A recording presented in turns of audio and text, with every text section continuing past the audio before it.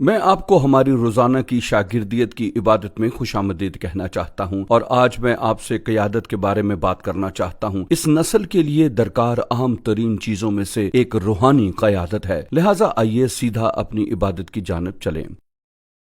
اس نسل کی سب سے بڑی ضرورت یہ ہے کہ ایک روحانی قیادت ہو، اور مجھے بہت فکر ہے۔ در حقیقت اصل میں ہر ایک نسل کو عظیم روحانی رہنمائی کی ضرورت ہے، لیکن ایک چیز ہے جو میں نے سیکھی، اور وہ یہ ہے کہ آپ اپنے آپ کو ایک رہنما نہیں بناتے۔ ضرور ہے کہ خدا آپ کو قیادت میں اٹھا کھڑا کرے، اور اگر خدا ایسا نہیں کرتا تو پھر ہم سب میں حتیٰ کہ ایک رہنما میں خدمت کی روح ہونی چاہیے جو کہ کہے، خداوند میں صرف تیرا خادم ہونا چاہتا ہوں، میں صرف وہ بننا چاہتا ہوں جو تو چاہتا ہے کہ میں بنوں۔ اور داؤد کی شخصیت کے ذریعے سے ہم اس شخص کی عظیم تصویر پاتے ہیں جسے خدا بنی اسرائیل کی قوم میں رہنمائی کے لیے اٹھا کھڑا کرتا ہے۔ بے شک داؤد خدا کے ہاتھ میں قدرت والا تھا، خدا نے اسے قادر طور پر استعمال کیا، اس نے ایک دیو کو زیر کیا اور وہ جنگ میں گیا، اور خدا نے اس میں اور اس کے ذریعے بڑے کام کیے۔ لوگ داؤد کی پیروی کر رہے تھے، لیکن داؤد اس بات کا یقین کر لینا چاہتا تھا کہ یہ خدا کی مرضی ہے کہ وہ خدا کے لوگوں کا رہنما ہو۔ اور بعد میں جب یونتن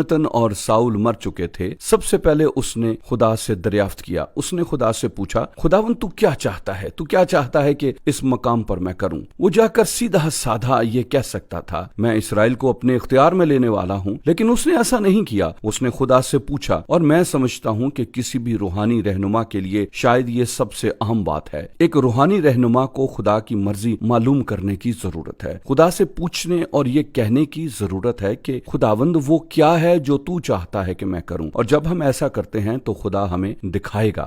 ہم یہ پاتے ہیں کہ خدا نے داؤد کو بتایا، اس نے کہا، میں چاہتا ہوں کہ تو حبرون کو جا، اور میں چاہتا ہوں کہ تو کچھ وقت وہاں گزار، اور پس وہ حبرون کو گیا اور خدا کے وقت کا انتظار کیا۔ جب ہم قیادت کی بات کرتے ہیں تو خدا کا وقت سب کچھ ہے، اور اس نے خدا کا انتظار کیا، اور پھر صحیح وقت پر تیسری چیز یہ ہوئی کہ وہ واپس لوگوں میں گیا اور خدا کی جانب سے رہنما بنا۔ یہ تینوں چیزیں اہم ہیں۔ سب سے پہلے اس نے خدا سے پوچھا، دوسرا اس نے خدا کا انتظار کیا، تیسرا خدا کے وقت پر وہ واپس گیا۔ اب ہم جب ایسا کرتے ہیں خدا کو جلال ملے گا، اور خدا اس شخص کو لے گا جو اسے قیادت میں اٹھا کھڑا کرنے کو رضامند ہے، اور خدا اس شخص کو قادر طور پر استعمال کرے گا۔ آپ دیکھتے ہیں یہ اس طرح نہیں ہے ہم کہیں، اچھا میں قائد بننا چاہتا ہوں اور میں اپنے آپ کو ان لوگوں کا رہنما بنانے والا ہوں۔ نہیں، یہ بالکل ایسا نہیں ہے۔ ہم خدا کا انتظار کرتے ہیں، ہم خدا سے پوچھتے ہیں، اور جب خدا کہتا ہے ٹھیک ہے اب وقت ہے، پھر ہم متحرک ہوتے ہیں اور اس کی فرما برداری کرتے ہیں۔ اگر ہم ایسا کرتے ہیں تو ہم زبردست رہنما دیکھیں گے، روحانی رہنما۔ لہٰذا آج اس نسل میں ہمیں ان رہنماؤں کی